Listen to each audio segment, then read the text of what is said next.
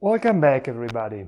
My name is Stefano and I am here to accompany you on this journey to learn how to use this platform and improve your learning capabilities. This is the 5th video of our first tutorial series. Let's start with the usual question. Will we give you magic silver bullets to shot? Of course not. Remember, as usual, that most good things take effort, and that's the beauty of it. We wish to help you to learn to enjoy the friction of such effort and to do it in the most effective way possible. Here we are at the third of the ineffective habits mentioned in the second video of this first tutorial series. Only one reading step taken to assimilate a written text, while the subsequent readings are mainly aimed at reviewing. Think about it.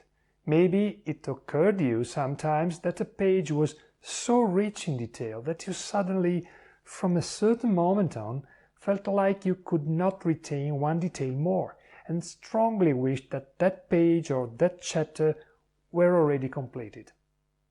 A metaphor, which we have already used with a different purpose though, can help to figure out what was going on there. Learning something new is like building a wall with bricks. You should build it in layers, one layer after the other, paying much attention to how each layer is built. Otherwise, it will not be able to bear the weight of the next layer. Each layer should be level, clean, tidy, and firmly settled. The bigger bricks should come first and go in the first layers, which will have to bear a bigger weight, and the smaller ones should come later and go on top, in the layers where weight is less. So, whenever the text you are reading is complex with plenty of drill downs, you should not take it as it is. At your first reading, you should focus only on the main concepts, that is, the bigger bricks, writing your questions and answers only on them, to build your first layer of knowledge and comprehension.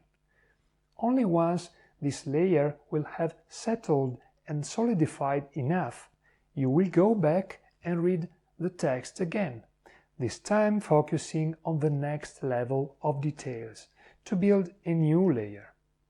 You will notice how facing the drill downs feels now much easier than the previous time, because you have already acquired the underlying main concepts, and so on.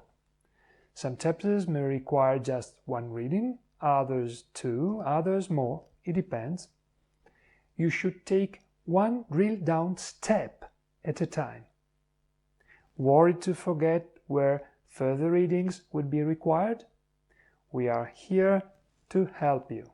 Let's see together how you can keep track of the content and concepts you skip in your brick layering.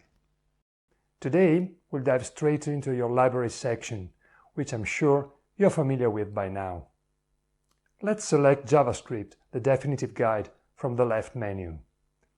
Notice how it opens right where we left off in Chapter 8. Our focus today is on integrating brick layering with note-taking. Ever find yourself overwhelmed by complex material? That's where brick layering comes in. But what exactly is it? After all, while reading, you can't just skip the tough parts, right? It's simply not feasible, and you end up reading everything on the page. Well, brick layering applies not when you read, but when you strategically and actively engage with the material, and that's during note-taking. That's where it's key to avoid information overload. Let's focus on primary concepts initially. Remember our last session with this page, specifically the second paragraph? We zeroed in on function definition and parameters. That was our first layer in brick layering. After reinforcing these concepts with at least 3 review sessions spanning approximately a month, you will be ready for a deeper exploration. Let's return to our page and paragraph. This time, an advanced concept catches our eye at the paragraph ending, here. It's about the keyword this and its value. Now let's add a new note. Click on the comment column and in the pop-up write this as keyword and mark it as 2 in the step field. This indicates it's a concept from our second layer, deemed more advanced. After your initial pass, always remember to fill in the step field, which defaults to 1. This field is also important for future applications. In the Your Question field, jot down what value is implicitly passed to a function at invocation besides its arguments. What does this value refer to?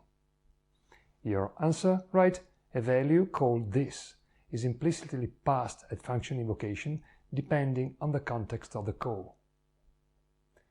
This concept might seem a bit abstract if you are new to JavaScript, but it's a complete and standalone idea. Embrace it as it is, even if it feels cryptic for now.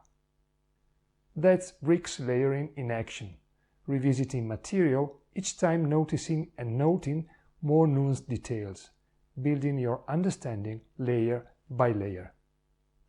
And that's all for brick layering today.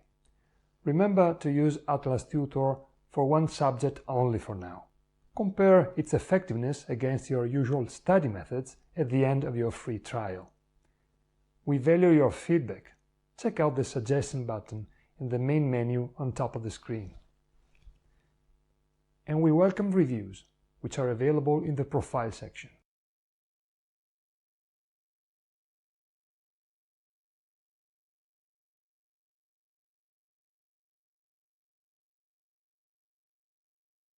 Don't worry, your study materials and review schedules remain accessible even after the trial.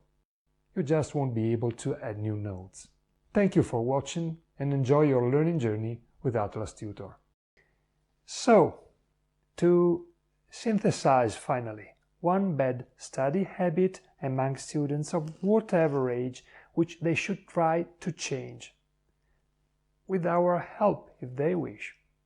The use of just one reading step to learn all the content in one time and the next ones just to review, instead of a much better brick layering approach. Thanks for sharing your time with me and see you in the next videos.